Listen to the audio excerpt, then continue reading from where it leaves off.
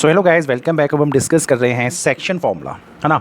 तो जो हमारा सेक्शन फार्मूला है, इसमें जो आपको रेशियोज़ निकालने होंगे, इस बार आपको क्या होगा सेक्शन फार्मूले में, जब आपको रेशियोज़ ही आपके अननोन हों, when your ratios are unknown, तो जब आपके रेशियोज़ ही अननोन होते हैं तो उन प्रॉब्लम्स को कैसे फेस किया जाता है, कैसे आप लोग करते हैं उन्हें, वो हम इस टॉपिक में देखेंगे। सपोज़ ये कोई लाइन सेगमेंट है जहाँ पे ये पॉइंट ए आपका x1 y1 है, ये कोई पॉइंट बी है आपका जो कि जिसके कोऑर्डिनेट्स x2 और y2 हैं, और लेट्स से ये कोई पॉइंट पी है जिसके कोऑर्डिनेट्स x और y हैं। अगर इस पॉइंट पी ने इस ए बी को डिवाइड कर दिया है ना, किस रेशो में डिवाइड किया है ये आपके लिए अननोन अगर है, तो हम क्या एज्यूम करके चलते हैं कि बेटा ये उसने k:1 रेशो में डिवाइड किया होगा। ठीक है। सो कभी भी अगर आपको रेशियोज़ किसी क्वेश्चन में नहीं पता होते तो आप k:1 का रेशो ही एज्यूम करते हैं। यहाँ तक तो कोई टेंशन नहीं होगा। अब इन प्रॉब्लम्स में हम क्या क्या फेस करेंगे वो अब हम देखते हैं। ठीक है। लेकिन उससे पहले अब आपको पता है, अगर मुझे इस p के कोऑर्डिनेट पता है तो ये जो x आपका होगा वो किसके इक्वल होगा, आपको यही चीज़ क्रॉस में मल्टीप्लाई करना है। तो k इंटू x2 और यहीं पे 1 इंटू x1। ठीक है। अब 1 को लिखें चाहे ना लिखें, इट डजेंट मैटर, और आपको पता है डिनोमिनेटर में k+1 का सम आएगा।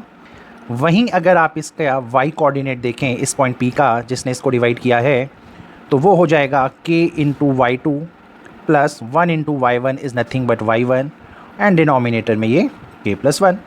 तो इसी फॉर्मूले को यूज़ करके, इन्हीं फॉर्मूले को यूज़ करके we will solve few problems और देखते हैं वो क्या होंगी। Now we are facing the first question. पहला क्वेश्चन क्या बोलता है, इन वॉट रेशो, किस रेशो में आपका y एक्सिस, आपका y एक्सिस डिवाइड कर रहा है एक लाइन सेगमेंट को जो कि बन रहा है पॉइंट P और Q से, जिसके कोऑर्डिनेट्स हैं -4 and 5, 3 and -7। एग्जामिनेशन में आपको एक रफ डायग्राम बना के दिखाना है, ज़रूरी नहीं है दिखाना भी है आपको, लेकिन फ़िलहाल क्योंकि अभी हम लॉजिक समझ रहे हैं तो उसके अकॉर्डिंगली वी विल सी यहाँ क्या होता है। डू यू नो ये जो आपका -4 एंड सॉरी दिस इज़ 5, हाँ दिस इज़ प्लस का 5। Do you know this is, ये जो पॉइंट है यहाँ पे -4 और 5 जो होगा वो कहीं ना कहीं आपका इस सेकंड क्वाड्रेंट में होगा। -4 और 5 लेट्स से वो कहीं यहाँ पे है। ये जो आपका Q होगा ये कहीं ना कहीं फोर्थ क्वाड्रेंट में होगा, जिसको हम 3 और -7 बोल रहे हैं, है ना, क्योंकि x एक्सिस फोर्थ क्वाड्रेंट में प्लस होता है और y एक्सिस नेगेटिव। तो अगर कल के दिन मैंने इस P और Q को ज्वाइन करवाया तो आपको क्या नहीं लग रहा y एक्सिस में ये कोई पॉइंट होगा, लेट्स से a, जिसके कोऑर्डिनेट्स अगर मैं x और y लिख दूँ तो ये देखो ना यार, ये जो y एक्सिस आपको यहाँ दिख रहा है इसमें आपका ये पूरा का पूरा लाइन सेगमेंट डिवाइड हुआ है। ठीक है। किस रेशो में डिवाइड हुआ है यही हमें फाइंड करना है। तो सॉल्यूशन को वी विल स्टार्ट। तो ये तो सिर्फ समझने के लिए था कि y एक्सिस कैसे डिवाइड करता है। इसको मैं अगर सिंपल से फॉर्मूले में ये एक सिंपल सा फिगर बनाऊँ तो this is 4 and 5 and the Q is your 3 और -7। ये कोई पॉइंट A है जिसके कोऑर्डिनेट्स x और y ले लीजिए। अब आपको जब रेशो ही फाइंड करना होता है तो मैंने आपको बताया है कि ये किस रेशो में डिवाइड होता है, k:1। यहाँ तक तो कोई ट्रबल नहीं होगा। ठीक है। अच्छा, so now let the coordinates, जो कोऑर्डिनेट होंगे आपके कोऑर्डिनेट्स ऑफ पॉइंट A। अब ये जो आपका A है जो कि y एक्सिस पे है, तो आपको एक चीज़ क्लियर होना चाहिए कि कोई भी point any point on y axis पे कोई भी जो पॉइंट होता है उसका x का वैल्यू हमेशा 0 होता है और y का वैल्यू उसका कुछ भी हो सकता है ना। तो कोई भी पॉइंट जो y एक्सिस में होता है वो 0 और y होता है, क्योंकि आप ये लाइन देखो ना यार, इस लाइन में x एक्सिस की कोई बात ही नहीं हो रही है। तो इस लाइन में कोई भी पॉइंट होगा तो उसका y का कुछ ना कुछ तो आंसर होगा, लेकिन x हमेशा रहेगा 0। ठीक है। यहाँ तक तो कोई प्रॉब्लम नहीं है। तो यानी ये जो कोऑर्डिनेट आपका A है इसका वैल्यू हो जाएगा 0 एंड y। ओके। अब अगर मैं यहाँ सेक्शन फार्मूला यूज़ करूँ तो यूजिंग सेक्शन फार्मूला, जब आपने यहाँ सेक्शन फार्मूला यूज़ किया अननोन वाला, आपको पता है x इज़ इक्वल्स टू क्या होता है, यहाँ पे x कौन है 0, तो 0 equals to k into 3 is 3k, 1 into -4 is -4 and then denominator में आता है k+1। यहाँ तक कोई टेंशन नहीं होगा। अगर मैं अब इस चीज़ का क्रॉस मल्टीप्लाई करवा दूँ तो k+1 का इंटू जब 0 से होगा तो 0 ही हो जाएगा, और आपका k 3k -4 यहाँ पे 0 के इक्वल होगा, और k का वैल्यू आ जाएगा बेटा 4/3। ठीक है। सो जो पहला पार्ट था जिसमें हमें रेशियो ढूंढना था, सो माय रिक्वायर्ड रेशियो, जो हमारा रिक्वायर्ड रेशियो है वो 4:3 का है, यानी दैट इज़ 4:3। ये है पहला चीज़। ठीक है। तो फर्स्ट पार्ट तो आपका यहाँ डन हुआ। सेकंड पार्ट में उसने आपसे क्या पूछा था, पॉइंट ऑफ इंटरसेक्शन, कि ये जो पॉइंट ऑफ इंटरसेक्शन है वो क्या है। एक पॉइंट तो सर 0 है, एक पॉइंट इसका y है, तो यानी आपको y का वैल्यू निकालना है शायद, है ना। चलो उसी को देखते हैं। So y is equals to k into -7 हो जाएगा, तो -7k 1 इंटू 5 हो जाएगा, और डिनोमिनेटर में क्या आएगा k+1। यहाँ तक कोई टेंशन नहीं होना चाहिए। k का वैल्यू है आपका 4/3, तो आप यहाँ 4/3 को ही पुट कीजिए, तो दिस इज़ 4/3 प्लस का 5, और डिनोमिनेटर में इट्स 4/3 प्लस का 1। कोई टेंशन नहीं। यहाँ आपने अगर एलसीएम लिया, आपको पता है 3 का इंटू 5 से होगा, 1 का इंटू इससे होगा, तो इस -7 इंटू 4 इज़ -28, और 3 इंटू 5 इज़ योर 15। वहीं डिनोमिनेटर में ये 3 रहेगा, अब पूरे के नीचे यहाँ पे अगर आप एलसीएम लेंगे तो 3 का इंटू इससे, 1 का इंटू इससे, तो ये क्या हो जाता 4 + 3, और ये अपॉन में आपका 3 हो जाता। 3 से 3 कैंसिल हो जाएगा, और ये जो आपका y यहाँ पे है ये हो जाएगा -13/7। कोई टेंशन नहीं। सो जो पॉइंट ऑफ इंटरसेक्शन यहाँ से निकल रहा है, जिसको ये पॉइंट ऑफ इंटरसेक्शन वर्ड से डिनोट कर रहे हैं, ठीक है। तो point of intersection is nothing but that particular point A, जिसका एक कोऑर्डिनेट 0 था, और y अभी आपके पास क्या आया है -13/7। So this is your answer. Hopefully clear होगा। सो अब क्वेश्चन नंबर 2 में भी यू कैन रीड, अभी भी आपको रेशो ही चाहिए, लेकिन इस बार ये जो पॉइंट यहाँ पे है, ये जो पॉइंट यहाँ पे है -3 और p, इसने डिवाइड किया है आपके लाइन सेगमेंट को, जो कि बन रहा है इन 2 पॉइंट से। तो पहले तो आपको रेशो चाहिए, और उसके बाद आपको वैल्यू ऑफ p भी यहाँ पे फाइंड करनी पड़ेगी।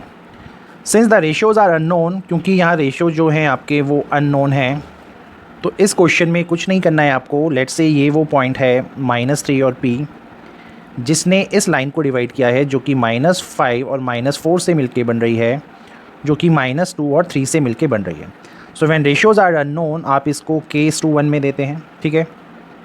सो फिर से जब आपने सेक्शन फॉर्मूला यूज़ किया, जिसमें आपको पता है ये मिडिल वाला टर्म इधर आ जाएगा, और ये किसके इक्वल होगा, k into -2, that is -2k, 1 into -5, and this is equals to, मतलब अपॉन में ये k+1। ठीक है। एक्स एक्सिस को कंपेयर कर रहे हैं, इस पॉइंट का जो एक्स एक्सिस है वो x2 और x1 से ही मल्टीपल में बनता है।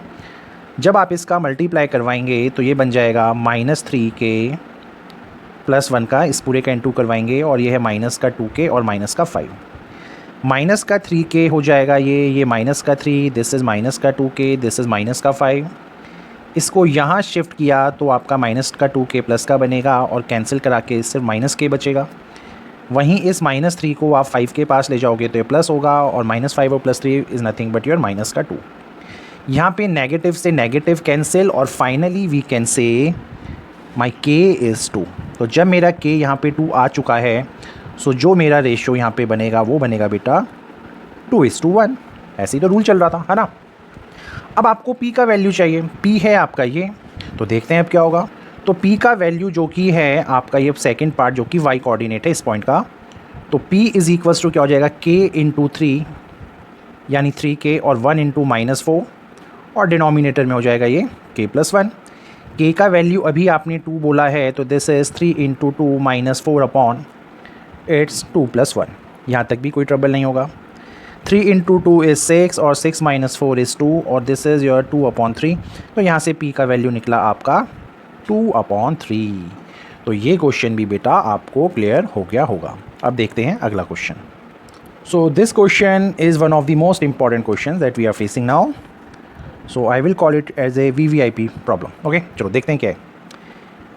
इस बार भी आपको रेशो ही फाइंड करना है, लेकिन इस बार क्या हो रहा है, एक लाइन है जिसका इक्वेशन ये है, वो डिवाइड कर रहा है आपके लाइन सेगमेंट को, जो कि बन रहा है इन 2 पॉइंट से। फिर से मीनिंग क्या है, लेट्स से अगर ये आपकी कोई लाइन है, इसको मैं A बोल देता हूँ।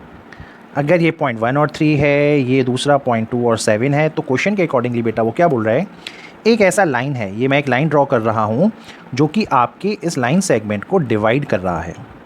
किस रेशो में डिवाइड कर रहा है वी डोंट नो, तो हम इसको k:1 ले लेते हैं। इस लाइन का जो भी इक्वेशन है वो है 3x + y माइनस का 9 इज़ इक्वल्स टू 0। यहाँ तक तो कोई टेंशन नहीं है। अगर आपका ये लाइन सेगमेंट, ये वाला लाइन अगर इसको डिवाइड कर रहा है तो एक पॉइंट इनमें कॉमन होगा। उस पॉइंट को मैं P बोल देता हूँ और उसके कोऑर्डिनेट्स को मैं x और y नेम दे देता हूँ यहाँ पे। यहाँ तक तो कोई ट्रबल नहीं होगा, ठीक है। सो अब क्वेश्चन में कुछ ऐसे ही करने वाले हैं हम। सो यहाँ पे हम क्या बोलेंगे, सेक्शन फार्मूला लगाते हैं आपके लिए एक बार फिर से। सेक्शन फार्मूले में अब क्या होगा ये देखते हैं। यहाँ से आपका जो ये x आएगा वो आएगा आपका k × 2 और 1 + 1, तो ये हो जाएगा आपका 2k + 1 अपॉन k + 1। वहीं पे अगर मैं y कोऑर्डिनेट का वैल्यू निकालूं तो दिस इज़ k × 7 यानी 7k 1 × 3 इज़ प्लस का 3 अपॉन k + 1। यहाँ तक भी कोई टेंशन नहीं होगा। अब हमने जूनियर लेवल में सीखा है, जब आपने ग्राफ बनाया होगा, कि इस ब्लैक वाला लाइन, ये जो ब्लैक लाइन है इक्वेशन ऑफ लाइन है, इसका जो इस लाइन में पॉइंट्स होंगे, यानी इस लाइन में जितने भी पॉइंट्स होंगे उनको अगर मैंने x और y में पुट कर दिया तो मेरा LHS RHS के इक्वल होता है ना। और हम कहते हैं for every point on this line it will satisfy this particular equation, ऐसे कुछ बोलते हैं। तो क्योंकि आपका ये जो पॉइंट P है वो इस लाइन पे भी लाई कर रहा है, तो जो आपके x और y की वैल्यू बेटा आई हैं वो डेफिनेटली इस लाइन को भी सेटिस्फाई करेगी, पक्का करेगी। क्योंकि यहाँ पे आपका जो ये P है वो लाई कर रहा है ना, वो लाई कर रहा है आपकी इस लाइन पे 3x + y माइनस 9 को चलो मैं यहाँ शिफ्ट कर देता हूँ तो वो प्लस का 9 बन जाएगा। अगर वो इस पे लाई कर रहा है तो it will satisfy this equation. Okay, so now what we will see is, अगर मैं अब यहाँ x की जगह 2k + 1 अपॉन k + 1 डाल दूँ, इस y की जगह भी मैं 7k + 3 अपॉन k + 1 डाल दूँ, तो कोई टेंशन नहीं होना चाहिए बिकॉज x और y का वैल्यू ये आया है, तो हमें ये इक्वेशन सेटिस्फाई करवाना होगा और ये 9 के इक्वल तो है ही बेटा। यहाँ तक तो कोई टेंशन नहीं है, ठीक है, क्योंकि ये P इस पे लाई कर रहा है तो ये सेटिस्फाई करेगी। अब k + 1 सेम है, तो अगर आपने इनका LCM लिया भी तो भी k + 1 ही आएगा। और यहाँ पे 3 × ये हो जाएगा 6k, 3 × 1 is 3, this is your 7k, this is your +3 is equals to 9। यहाँ तक भी कोई प्रॉब्लम नहीं। अब जब मैं इसको क्रॉस में मल्टीप्लाई कराऊंगा तो 6 × +7 is your 13k, 3 + 3 is 6 is equals to 9 × k is 9k और प्लस का 9 हो जाएगा। यहाँ तक भी कोई ट्रबल नहीं है। इसको यहाँ स्विच करेंगे तो ये बनेगा 4k, इसको यहाँ स्विच करोगे तो 9 में से 6 जाएगा, तो ये आपके पास क्या बचेगा 3, और 3 बचने से अब आपका आंसर यहाँ पे क्या जाएगा 3/4। सो जो यहाँ पे रिक्वायर्ड रेशो हमें गिवन था, जो हमसे मांगा गया है, तो वो रेशो हो जाएगा आपका 3:4। सो होपफुली ये प्रॉब्लम भी क्लियर होगा आप लोगों को। सो इन दिस क्वेश्चन नंबर 4 अब यहाँ क्या हो रहा है, लेट्स से ये एक आपने सर्कल बनाया है ना। यू नो जब एक सर्कल बनता है तो सेंटर से एक डायामीटर पास होता है, तो ये डायामीटर के बेसिकली एंड हैं जिनको हम पॉइंट A और B नेम दे रहे हैं, और लेट्स से ये जो सेंटर है उसको आप C नेम दे दीजिए। यहाँ तक तो कोई ट्रबल नहीं होगा। अब एज पर योर क्वेश्चन यहाँ पे क्या बोला है, the coordinates of one point यानी one end point of a diameter of a circle आज 4 - 1। तो इनमें से कोई भी एक एंड, चाहे आप इसको लीजिए चाहे आप इसको लीजिए, उसके कोऑर्डिनेट्स आपको 4 और 1 दे रखे हैं, ठीक है, पहला चीज़ तो ये गिवन है। और जो कोऑर्डिनेट है आपका जो सर्कल का जो सेंटर है वो भी दे रखा है, यानी आपका ये जो C है यहाँ पे इसको ये इसने 1 और -3 दिया है, और वो आपसे बोल रहा है फाइंड करके दीजिए उसको coordinate of the other and. भाई अगर एक एंड ये है तो दूसरा एंड आपका ये होगा, तो शायद आपको इसी का आंसर चाहिए होगा, तो इसके कोऑर्डिनेट्स को हम A और B बोल देते हैं, कोई टेंशन नहीं है, ठीक है। तो बेसिकली हमें अब इस B को फाइंड करना है। तो जब मैं सॉल्यूशन स्टार्ट करूँगा तो मुझे एक चीज़ को यहाँ केयरफुली देखना है, यार ये सेंटर है और यानी आपका AC और CB डिस्टेंस सेम होगा, है ना। आपका AC और CB डिस्टेंस सेम होगा क्योंकि ये दोनों कौन हैं, ये हैं रेडियाई ऑफ सेम सर्कल। और अगर ये दोनों डिस्टेंस सेम हैं तो क्या आपको नहीं लिखता यहाँ से कि ये जो C होगा वो बन जाएगा एक मिड पॉइंट, ठीक है। तो हालांकि इस क्वेश्चन में रेशियोज़ अननोन है, लेकिन आपको पता है कि अगर रेडियाई दो रेडियस अगर सेम होंगे तो ये सेंटर मिड पॉइंट बनेगा, और मिड पॉइंट का रेशियो यू नो इज़ 1:1 हो जाएगा, ठीक है। एनीवेज, और आपके पास डायरेक्ट फार्मूला भी है। मिड पॉइंट फार्मूला आपका क्या है वहाँ पे, x = x1 + x2/2 हो जाता है, और y कोऑर्डिनेट आपका y1 + y2/2 हो जाता है। ये आपने मिड पॉइंट फार्मूला पढ़ा हुआ है, ठीक है।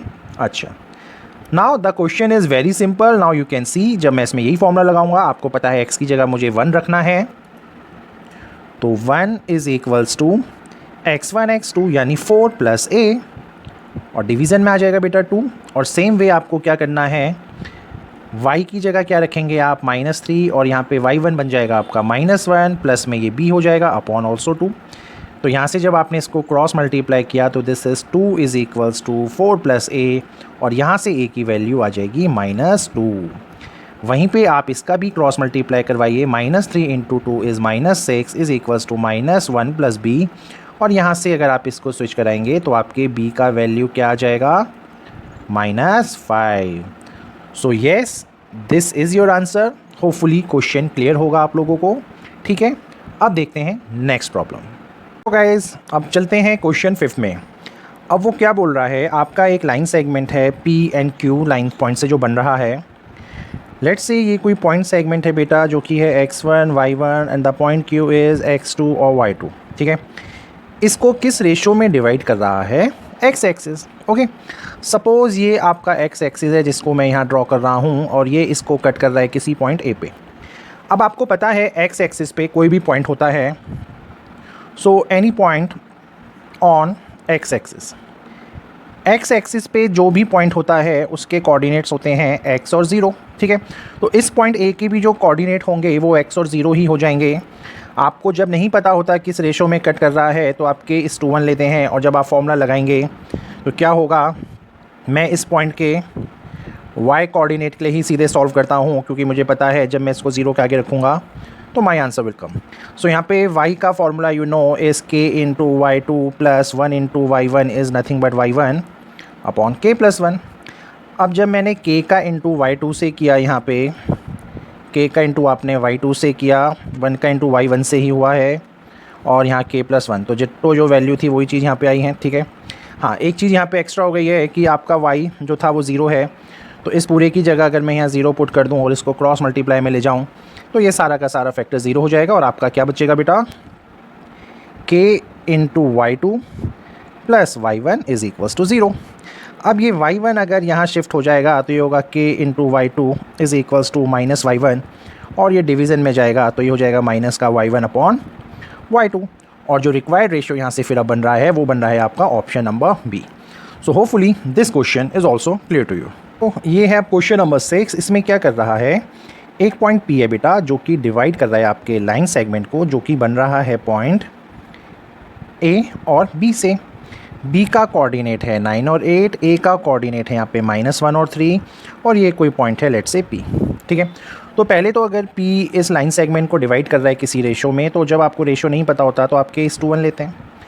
अब बेस्ट पार्ट यहाँ पे क्या है, क्योंकि उसने बोला है AP और BP इज़ केस 2 1, तो हम इसको इसलिए भी K और 1 में ही छोड़ेंगे, बिकॉज अगर आप AP और BP का रेशो देखो तो वो केस 2 1 ही बोला यार, तो there is no need to change anything here. अच्छा, let's say the coordinate of P is x and y। तो जब आप इसमें सेक्शन फार्मूला करेंगे अप्लाई, तो आपको पता है आपका x हो जाएगा k × 9 यानी 9k, 1 × -1, और डिनोमिनेटर में k + 1। वहीं आपका y हो जाएगा बेटा k × 8 यानी 8k, इट्स 1 × 3 यानी 3, and this is again k + 1। अच्छा, अब एक चीज़ और बोला, ये जो पॉइंट P है वो लाई करता है आपका इस पर्टिकुलर लाइन पे। कोई लाइन यहाँ पे ड्रॉ हो रही होगी, लेट्स से x - y + 2 = 0, उस पे ये लाई करता है। अब उस पे लाई करने का मीनिंग क्या है कि जो भी ये P की वैल्यूज़ आई हैं, जो भी ये P कोऑर्डिनेट अगर इस पे लाई कर रहा है तो it will definitely satisfy your equation. It is satisfy the equation, जो आपकी इक्वेशन है यहाँ पे x - y + 2 = 0 वाली को। अब जहाँ x और y हमारे पास है वहाँ में बस ये वैल्यूज़ को रखना है। तो जब हमने इन वैल्यूज़ को रखा, ये बना 9k - 1 अपॉन k + 1, ये बना 8k + 3 अपॉन k + 1। इस 2 को यहाँ शिफ्ट कर दूंगा तो ये -2 बन जाएगा। अब इनका अगर आप एलसीएम लेंगे तो ये तो सेम चीज़ है, तो ये हो जाएगा 9k minus 1 minus 8k plus 3, और ये जो आपका k प्लस 1 है ये फर्दर -2 के साथ चला जाएगा। 9 में से 8 गया आपका तो बचा जस्ट k, -1 और -3 हुआ -4, यहाँ पे ये -2 है, ये है k प्लस 1। इसको जब फर्दर ओपन किया तो ये बना माइनस का 2k माइनस का 2, ये जब इधर चला तो ऐड हो जाएगा, और k और plus 2k is your 3k। ये जब इधर जाएगा बेटा तो ये प्लस का 4 हो जाएगा, और -2 में से प्लस का 4 गया तो 2, और यहाँ पे k की वैल्यू क्या आ गई है 2/3। तो this is your value of k। I hope the question is clear to you. अब अगले क्वेश्चन को देखते हैं। ये एक पॉइंट P है जो कि आपके लाइन सेगमेंट A और B को डिवाइड कर रहा है 3:1 में, और आपको A और B का वैल्यू चाहिए। So as you can see your point A is 3a + 1, this is -3। ये कोई पॉइंट P है जिसके कोऑर्डिनेट्स हैं 9a - 2 - b, और ये कोई पॉइंट B है बेटा जिसके कोऑर्डिनेट्स हैं 8a और 5। और किस रेशो में डिवाइड कर रहा है ये आपको गिवन है 3:1 इस बार। तो जब मैं यहाँ क्रॉस मल्टीप्लाई करूँगा, जब मैं यहाँ सेक्शन फार्मूला अप्लाई करूँगा, तो सेक्शन फार्मूला भी आपको पता है, कोऑर्डिनेट ऑफ दिस इज़ अगर x और y, तो x equals to this is m1 है ना, इसका इंटू आप इससे करवाते हैं। तो अगर ये m1 और ये m2 है, ये तो ये है जब आपके रेशियोज़ आपको नोन होते हैं, है ना, ये हमने पढ़ा हुआ है क्लास में। तो m1 का इंटू होता है x2 से, प्लस m2 का इंटू होता है x1 से, यहाँ तक तो कोई ट्रबल नहीं होगा, और डिनोमिनेटर में हो जाता है m1 + m2। वहीं पे जब आप इसके y कोऑर्डिनेट्स देखते हैं तो होता है m1 × y2, m2 × y1 और m1 + m2। ठीक है, तो ये फॉर्मूला तो आपको बिल्कुल याद होगा। और अगर आपको सेक्शन फार्मूला अननोन का भी लगाना है तब भी आपको पता है क्रॉस में चलता है गेम यार। तो ये आपका हो जाएगा यहाँ पे x यानी 9a - 2 is equals to 3 × 8a is 24a, plus 1 into this thing is nothing but 3a + 1, और डिनोमिनेटर में 3 + 1 हो जाएगा। यहाँ तक तो कोई ट्रबल नहीं है, 3 + 1 इज़ 4। अब यहाँ पे 24 है, ये 3 है, तो ये बन गया आपका 27a + 1। ये डिनोमिनेटर का 4 जब यहाँ इंटू होने जाएगा तो दिस इज़ 9a - 2। यहाँ तक भी कोई ट्रबल नहीं होगा। 4 × 9 is 36a, 4 × 2 is -8, this is 27, this is plus का 1। इसको यहाँ स्विच किया तो 36 में से 27 गया तो 9a बचा, इसको यहाँ शिफ्ट किया तो ये प्लस का 8 हो जाएगा, और 1 + 8 इज़ नथिंग बट 9। 9 से 9 कैंसिल, और a का वैल्यू आया फ़िलहाल आपका 1। तो ये चीज़ क्लियर होगा आपको। ठीक है, अब हम चले हैं अगर b का वैल्यू निकालने। तो सेक्शन फॉर्मूले में पार्ट नंबर 2 देखते हैं। आपका ये y आपको पता है -b इज़ इक्वल्स टू 3 × 5 हो जाएगा, है ना। ये आपका 3 × 5 हो जाएगा, तो ये हो जाएगा बेटा आपका 15। 1 × -3 हो जाएगा, और 3 + 1 इज़ नथिंग बट योर 4। यहाँ से ये हुआ 12/4, कैंसिल होके हुआ ये 3, तो b का वैल्यू यहाँ से आ गया -3, क्योंकि ये माइनस का साइन था यहाँ पे। So in this particular question as you can see A B यहाँ पे है एक मिड पॉइंट। तो पहले मैं इस लाइन में एक मिड पॉइंट ही बना लेता हूँ यार। ये जो लाइन सेगमेंट बन रहा है वो आपका ए और बी को ज्वाइन कर रहा है, जिसके कोऑर्डिनेट्स हैं 10 - 6, और एक कोऑर्डिनेट है k और 4। क्योंकि ए बी एक मिड पॉइंट है तो ये आपको पता है जो मिड पॉइंट फार्मूला होता है। मिड पॉइंट फार्मूला में कुछ नहीं होता, क्योंकि ये 1:1 का रेशो में कट होता है। तो x कोऑर्डिनेट इस सेंटर वाले पॉइंट का वो होता है x1 + x2/2, और y कोऑर्डिनेट होता है y1 + y2/2। It's very easy. तो उसी लॉजिक को देखते हैं। सो x यहाँ पे a है, अगर मैंने 10 + k किया तो ये हो जाएगा 10 + k/2, और वहीं y आपका इस बार b है तो -6 और -4/2 आ जाएगा, और यहाँ से इसका वैल्यू -1 आ जाएगा। अब क्योंकि आपका a - b ये वैल्यू दे रखा है, a आपका ये है, b आपका ये है, तो we can put this values here. So जब मैं इन दोनों वैल्यूज़ को यहाँ पुट करूँगा तो ये हो जाएगा 10 + k/2 माइनस का 2, b की वैल्यू आपके पास -1 आई है, और ये पूरा 18 के इक्वल है। माइनस माइनस प्लस का 2, और प्लस का 2 जब यहाँ जाएगा तो ये आपको क्या दे देगा 20, है ना। ये हो जाएगा आपका, देखो ना यार, माइनस माइनस प्लस, और माइनस प्लस जब यहाँ जाएगा सॉरी, तो ये माइनस का साइन कर देगा, और ये हो जाएगा आपका यहाँ पे 16, और 16 × 2 इज़ नथिंग बट योर 32। और जब ये 10 यहाँ इसको सब्ट्रैक्ट करेगा तो जो आपका k का वैल्यू यहाँ से निकल के आएगा बेटा वो आएगा 22।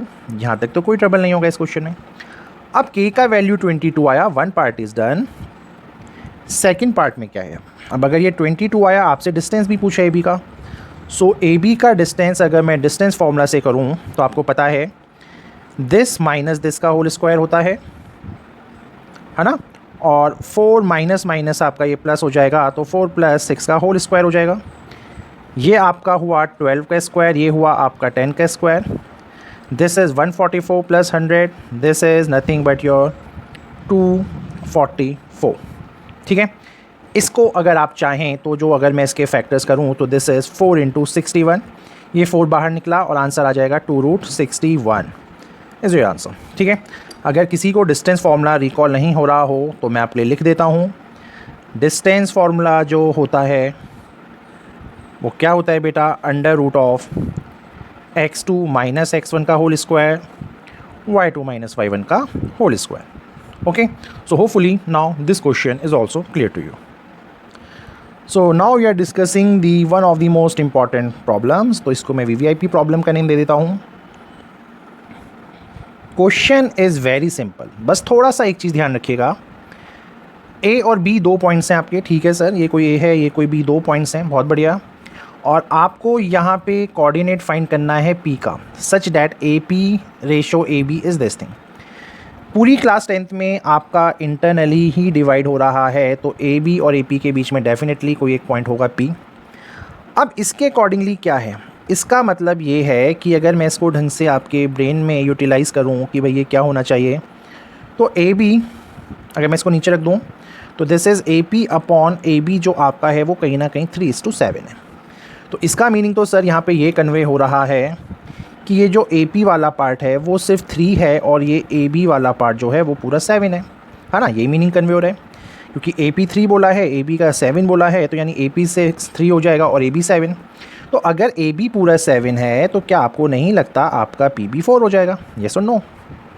सो येस, आपको बस इसी ट्रिक को इस क्वेश्चन में पकड़ना है, या कोई भी क्वेश्चन होता, लेट्स से अगर यहाँ ए पी और ए बी का रेशो होता 7:11, तो ये पार्ट आपका यानी ए पी और ये अगर मैं बी बोलूँ तो ये 7 होता और ये आपका 4 हो जाता, क्योंकि ये पूरा 11 है। तो इन्हीं तरीके से आपको रेशो पकड़ना है। तो finally we have the ratios, हमें रेशोज़ मिल चुके हैं। सो बस अब तो हमें यहाँ पे सेक्शन फार्मूला ही अप्लाई करना है बेटा, और तो अब कुछ करना नहीं है इस क्वेश्चन में। पी के कोऑर्डिनेट्स को मैं एक्स और वाई ले लेता हूँ, बी आपको 2 और -4 बोला हुआ है, ए आपका -2 और 2 है। तो अब आपको पता है रूल, क्रॉस में मल्टीप्लाई होता है, 3 इंटू 2 क्रॉस में इधर 3 इंटू 2 यानी x इज इक्वल्स टू हो जाएगा 3 इंटू 2 यानी 6, 4 इंटू -2 और डिनोमिनेटर में आपका क्या हो जाएगा 3 + 4 इज़ योर 7। यहाँ से x की वैल्यू आई -2/7। वहीं y क्या होगा, 3 इंटू -4 इज़ माइनस का 12, 4 इंटू 2 इज़ प्लस का 8 और डिवीज़न में फिर से 7, तो ये माइनस का 4/7। सो होपफुली ये क्वेश्चन आपको क्लियर होगा। थोड़ा सा केयरफुली इसमें करना होता है, बाकी तो इन तरीके के क्वेश्चंस में कुछ भी नहीं होता है। ठीक है, वहीं पे जो एनसीईआरटी में एक प्रॉब्लम है, आपको लग रहा होगा सर ने ये आंसर ऐसा क्यों करवा दिया। एनसीईआरटी की आपकी जो प्रॉब्लम है उसमें जो पॉइंट्स हैं वो है -2 और -2। यहाँ 2 है, ये है -4। तो जब आपने 3:4 के रेशो में y वाले में जब इनटू कराया तो वहाँ पे y आता -8 ये होता और 3 इंटू दिस इज़ -12/7 होता। तो एनसीईआरटी के हिसाब से आंसर आता -20/7। तो आई थिंक ये आपको क्लियर होगा कैसे निकालना है, तो इसमें ऐसे इतना ट्रबल कोई आपको आएगा नहीं।